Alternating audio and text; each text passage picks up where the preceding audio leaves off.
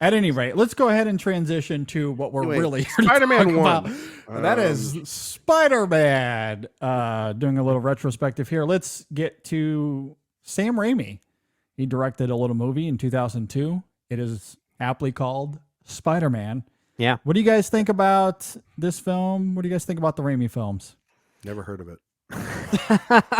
Do we want to lump all the Raimi films into this conversation here, or do we just want to go? I feel I don't think we have to go film by film. I think we can kind of it could be kind of loose. I think we can kind of talk about the Raimi trilogy as a whole, and maybe say like which ones we like more than others. I mean, I'm interested to hear Ryan's thoughts because I think correct me if I'm wrong, Ryan. I don't want to put words in your mouth, but I think your favorite of the three Raimi films is the first one. You know, I used to think that a lot, but guys, I evolve.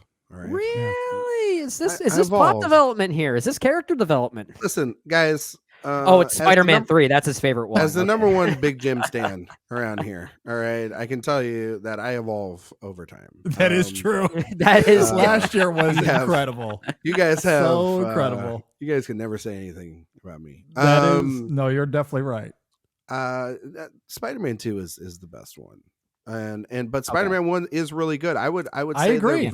Yeah, I would say they're pretty on par. Like they are a 1-2 punch that rarely happens in comic book movies. Where I actually kind of akin the Raimi trilogy a lot, and I know Brendan will probably maybe disagree with this. Maybe I don't know if JD will, but I think that I equate them a lot to like the Nolan Batman trilogy, where the first two are such great movies, and I think that they're very comparable, and one's a little bit slightly better than the other, and then the third movie is an absolute calamity upon epic proportions, and you kind of just are baffled by just. It's a good comparison. You're baffled by decisions because Nolan was dealt a really terrible deck of cards because of the loss of Ledger and everything. But my God, what kind of peyote was Sam Raimi on when he made a truly wild film? It is a wild blockbuster made. Which one? Spider-Man 3? Yeah, in 2007, the year of cinema, 2007. Spider-Man 3 kicked off the year where we had like a ton of threequels, right? Because we had like that. Yeah, the major difference here is that Spider-Man 3 was more or less directed by Sony, and not. So just to be clear, this is not Raimi's fault. I want to know. It kind of is, but it kind of isn't. Who was behind the camera when they decided that Peter Parker needed to dance like that? Like, you know what? I don't hate that scene. I'm just going to say it right now. It's not great. It's bad. I don't like it either. I don't hate it. I laugh at it for reasons that I don't think it really should earn. But I mean, it's a wackadoo so bad it's movie. Good. It's a wackadoo movie. Spider-Man 3 is. I think I'm the highest on that film of the three of us talking here, but I don't think it's very good. You could see the seeds of where that movie could have been great, though. And I think a lot of that comes down to like there is still at least some thematic unity between all of the characters and villains there. Like you can at least explain their motivations and what drives them. So there's at least homework being done to create some type of movie there. But it was certainly interfered by a studio that needed some character that Raimi didn't even want in the first place. And it's a shame that the movie suffered from it because the first two movies are great. They're quite great. I think that first one is so great because it has such a sense of sincerity to it, which is what we want from all of these movies. And it actually cares about the innocence of Peter Parker himself. And Spider-Man 2, I know you want to talk about this as well, JD. We've constantly called that film perhaps the greatest superhero movie ever made. I tend to go between Spider-Man 2 and Batman Returns as my two favorite superhero movies ever made. But I love the distinction between the two because Spider-Man 1 feels so comic booky. It's almost like a live action cartoon, and I love that about it. But Spider-Man 2 almost feels like this. It almost has a vibe of like a Technicolor romance from the 1950s, like a Douglas Sirk film at times. And I think a lot of that is Bill Pope's cinematography, the colorful hues, the way it treats its setting of New York as a literal character in the movie. It actually has a sense of honesty and trust in its drama. It doesn't happen very often with movies like that, especially superhero movies. So it's wonderful. And it's a shame that Spider-Man 3 wasn't as good as it could have been. And because it could have really tied things up nicely. Yeah. No, I mean, I was actually looking at my rankings, and I did need to move things around because I was a big old I was a big dum dum, and I didn't move things around. I mean, yeah, well, but for a while you did have that first Spider-Man did, film and as then your favorite. But and it's not hard to necessarily disagree with that, because like there is such a, like I said, a sincerity to that one that really kicked things off that you just have to respect. honestly, the thing Yeah. that kind of changed it was, like, weirdly enough, was No Way Home, because like Oh, the interesting. stuff. Well, one, I mean, obviously for all of us, like, Maguire is our Spider-Man. Like, he's the guy that, like, we saw in the spandex, and we were like, oh, Yeah. okay, I want to have webs come out of my body weirdly, and almost make like the UT symbol in order to get the webs out. Like, it was like, oh, okay, this is like a, Peter Parker would have been a Longhorn sort of thing. Mhm. Trademarking that, and don't care what anyone else says. But like, no, great. The first film, like, was truly one of the first comic book movies I think we all ever saw in theaters. And then, like, the second one, I just Yeah. remember I mean, the second one's great because, like most great comic book movies of that era, like like the Batman Returns film that you're mentioning, Brendan, or Yeah. um I'm trying to think of some others, but like, even like the Lord of the Rings movies, I've talked about this before, the sense of like these directors that have horror sensitivities, throwing those in there, like the That's a operation great sequence point. Yeah, yeah. Horror is directors need to do more epic blockbusters like this. yeah, because then I love that. they allow audiences then on other genres to have those sensitivities come in, and Yeah. Well, look without at Hellboy. realizing. The Hellboy movies, like with Yeah, Guillermo del like Toro, without it's another real example. yeah, without realizing that they're watching a horror movie. You know what I Yeah. mean? To help Yeah. the normies out. But I mean, it's not like Spider-Man 2 is not like it's not in my top 5 of comic book movies. Okay. Superhero movies, maybe, but then like you're adding like The Incredibles and other stuff in there. I don't think that it's a bad take. This is where I've always fought you guys. I'm like, I don't think it's the greatest, but like that's a personal, subjective sort of Yeah. thing. Yeah. There are things about Um, Spider-Man 2 that we respond to more than maybe some other yeah, people do. Yeah. yeah. I mean, like, obviously, like, I know it's like we're talking about two basic choices here between Spider-Man 2 and what I believe which is The Dark Knight, and it's like those are like the most basic arguments that Mhm. I think people can make. Like, it's like, oh, what kind of fruit do you like? Apples and oranges? All right, cool. And it's not like Yeah. you like a kiwi or anything, anything Right. crazy. Yeah. But like, but no, I think that those two movies, they they did exactly what I think a lot of comic book movies don't do. And JD, I'm not trying to go down this rabbit hole. I'm sure we will when we talk about the MCU movies, but those movies don't have the emotional depth that I think that those first two Raimi movies do. And those moments of real quiet, like I think of the scene in Spider-Man 2 where Aunt May is packing up her house. Yeah. That's one of the best that's scenes in this entire retrospective. What we I mean, talked Oh about. yeah, for sure. it's brilliant, just devastating. I mean, the coffee scene alone, at the coffee house. I mean, just any scene with MJ and Peter is really just kind of remarkable. But then, yeah, like the villains are really really great. James Franco still exists in here, which is fine. I don't really care for him in these. I just think but he also plays a really good kind I of like him in the throwaway. second one. Yeah, I mean, because he's kind of like this whiny brat in the second one, which is yeah. kind of the point. So like, I hate to use the excuse that, oh, the person gives a bad performance because it's supposed to be bad, but I'm kind of willing to say that about James Franco in Spider-Man Yeah. 2. I mean, Yeah, like he's yeah. kind of riding the high of who his father was for this company, as if he has something to prove and does it so desperately that he just sounds like a whiny kid. I kind of like that element of James Franco, at least in these movies. Yeah. I guess just to kind of get into my thoughts on this trilogy, We ran out of actually- time. We got to move to the We're moving Spider-Man. on. Yeah. Oh, time We're out. still doing okay. Still doing okay. What a real pain in I the know ass. what a No, I'm just shame it is. I'm kidding. But no, I mean, I ironically, I'm really close to your thoughts on this, Ryan, because I think Spider-Man, that first film from 2002, and Spider-Man 2, I don't think the disparity between them isn't all that much for me. No. And thanks to my son, who's been Spider-Man crazy over the last year or so, I've seen all three of Raimi's films a couple of different times over the last 12 months. Yeah. And imagine having to watch 3 a couple of times. Good Lord. well, yeah, I'll get to that here in a minute. But I do think that first Spider-Man is maybe a little underrated, because people talk about Spider-Man 2 as being the best of this trilogy. And if you're in Brendan and I's camp, it's one of the best to do it in this genre. Mm-hmm. But that first one, I think, is genuinely really very, good. very good. I think it's great.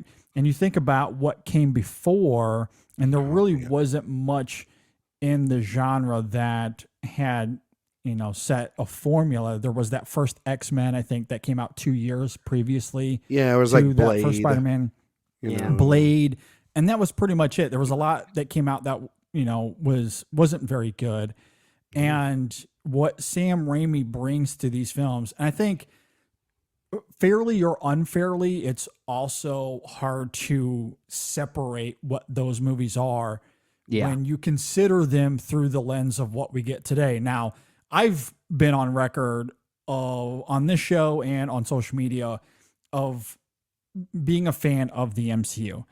And what I like about the MCU is very different than what I like from Sam Raimi or Christopher Nolan. The MCU, to its credit, is not trying to mimic Sam Raimi. It is not trying to mimic Christopher Nolan. They have their own formula, they have their own identity, and they stick to it. And I like those movies for what they are. Now, that said, what they've inspired over the last decade in terms of, let's say, the CGI soup of blockbusters that we get these days, and then you funnel that retrospectively into what these Sam Raimi films are, or even, because I've been on this kick lately, those first 2 or 3 Michael Bay Transformers movies, I started to have a new appreciation for them visually because of what we get today. And maybe he's also partially to blame for what we get over the last 10 years. At least there's a tactility to his movies. Yes. There's something. And that's the thing, because say what you will, Michael Bay does not care at all about story and character. We know that. However, he has a visual eye that is undeniable. And you watch that first Transformers, or even as bad as the second one is, and the third one, he is committed to practicality. And it is undeniable to see the actual cars being destroyed and buildings being blowing up up stuff. He's really blowing up stuff. He's truly blowing up stuff. Between pyramids and brain cells from the audience members. He's blowing up stuff. Exactly. He's just blowing things up. And that commitment to pragmatism does stand out comparatively to what we get now, where so much of it is done through CGI, and it all becomes like a singular, messy soup, if you will. And so, so taking that idea to Sam Raimi, and then you inject those Raimiisms, that horror background that you guys are talking about, which is infused so seamlessly into these 3 movies, that from a visual perspective, there's so much to love about these 3 films, especially the first 2. And I do love how that couples with the performances, what we get from Willem Dafoe in that first one. I just love how over the top and campy he is. And Dafoe's so good in that movie. He's so good. I love You know how much I sacrificed. It's so good. I saw that video online the other day, and I was like, God damn, he's good in that movie. I'm gonna get you, Spider-Man. I'm gonna get you, Spider-Man. I love it. It's just really, really great. Really fun. When Aunt May is praying and say it. Say it. Oh my! I forget who wrote He this. just blasts through her house. It's like I forget who wrote this. It was on someone's Letterboxd review. It may have been like Patrick Willems or something like that. Someone that actually has a lot of followers on Letterboxd and wrote wrote for a review of Spider-Man No Way Home that Kevin Feige must have saw that first Spider-Man and said, we're never going to get another villain in the MCU as good as Green Goblin. Let's just bring him back. I mean, look, that's I don't the best thing just when like he's that like thing. looking at Alfred Molina in that movie. He goes, Yeah. Norman isn't here, honey. And I'm like, all right. Yeah. All right, I'll care to venture what the next hour and a half looks like, because it's not going to get any better than this. Nope, You know what I mean? Yeah, no, for sure, and that there's no denying that in that first Spider-Man film and what we get with Doc Ock and Spider-Man 2. So like I really like these performances. Tobey Maguire, I think is really fantastic, especially when mining through the emotional complexities of that character. And even though some of the CGI is outdated, I think the way it kind of blends with the pragmatism that Raimi brings to it, it still holds up very well. Like it's still very effective. Yeah. And it's never too jarring. And so like, yeah. And from a storytelling perspective, I think, it keeps things pretty simple. It keeps things fun, but it does delve into the nuances of that character enough that it sets the foundation perfectly for what we'll get in Spider-Man 2, which I do think if for doing the whole Batman comparison, I am with you, Ryan, that Spider-Man 2, like The Dark Knight, is slight improvement. But for me, Spider-Man 2 is my favorite superhero movie to date. I am that high on it. Yeah. And it's not just the Raimi-isms of it. I think Doc Ock is one of the best villains that we've seen in the genre. Like with what we see in Batman Returns with the Penguin, I think there's a lot to that character in terms of empathy that is brought to it, where you could argue he's not even really a villain in that film, even though it certainly plays out that way from an action standpoint. And just the action in it, I think, is fantastic. And so... Yeah, the level of texture. Heck, Batman's more of a villain in Batman Returns than Catwoman or Penguin is. Yeah.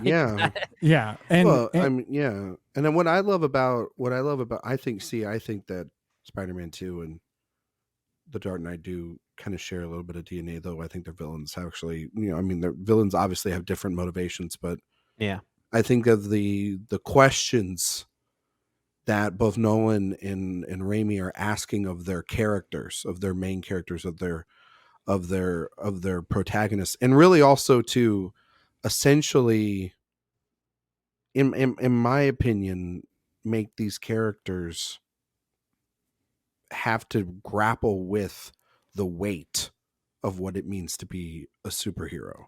Sure. You see, that scene and the sort of the flat and like the afterlife sort of thing with Uncle Ben, but really the struggle that Peter has throughout the film is truly extraordinary. It's a lot like what Bruce has to deal with at times, especially after, Rachel's passing in The Dark Knight.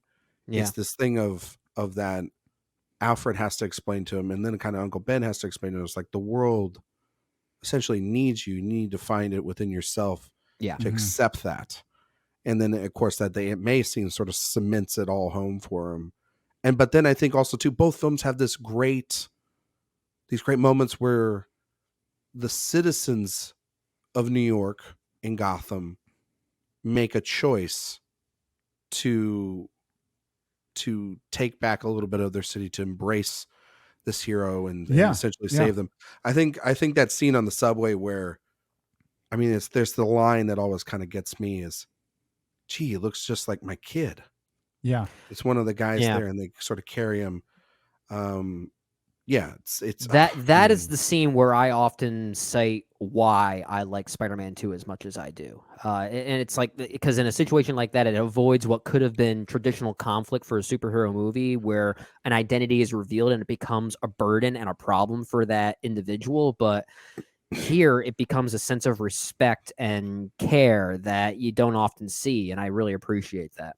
Then you get Defoe coming back and avenge me. You know what I mean? You're like, hell yeah, this movie rules. Yeah. And the other thing I love about Spider-Man 2 that I don't think people talk enough about, and at least I feel like if there's any criticism directed at the film, it comes down to this. I love the relationship between Tobey Maguire and Kirsten Dunst in Spider-Man 2. I think they're good. I think the Mary Jane Peter Parker dynamic is, I mean, that's why I keep comparing it to like this Technicolor Romance by Douglas Sirk, because it kind of has some of those same tonal similarities. I feel like of a doomed romance that it's kind of got that similar narrative device that you see in a lot of those old romantic movies, which I think the first film establishes well. It does, yeah. It establishes and it really sets the foundation for Yeah. where Spider-Man 2 takes it as a priority. That's the interesting thing. Spider-Man 2 is a really interesting and powerful movie without any of the superhero isms even in it. Like there are things around it that are really like, it's a great drama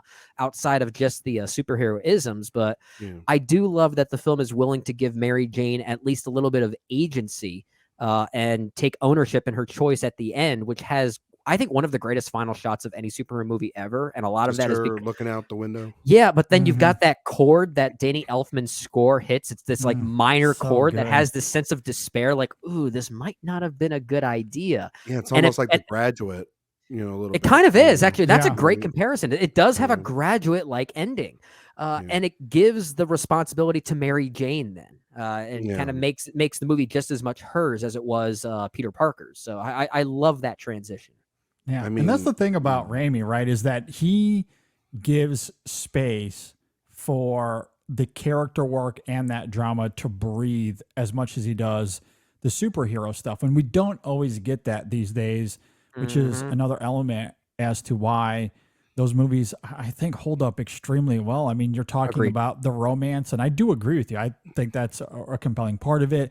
We mentioned Dr. Octavius in that film, and his relationship with Peter throughout that film, I think, is really great. There's a couple of conversations they have that is some of the best of that movie. That's a lot of where that empathy comes from. And we come to find out that, Octavius isn't trying to light the world on fire. If anything, he's wanting, like, from his perspective, he thinks he's genuinely trying to improve it, and then something goes terribly wrong. And the character work, the performance and all of that is great. We mentioned the moment earlier of Aunt May packing up her house, and she has that line about how there's a hero in all of us and how it gives us honesty and strength and nobility.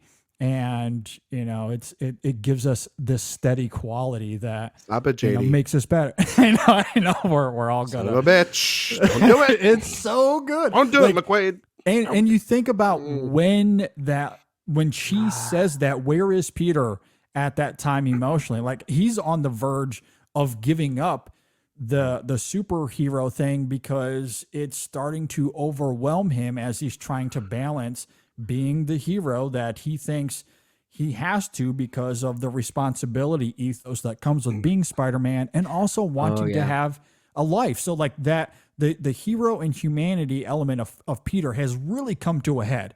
And he is really struggling. He's at his most vulnerable. And at that time, here comes Aunt May being the hero herself, ironically, given the line that she says. And it completely changes the course of that movie. Rosemary Harris, so great. So good. She's almost 100 years old. I did not even realize that. Like she's still kicking. And get her on the screen. Come on, Feige. Dump truck of money. Let's go. Yeah.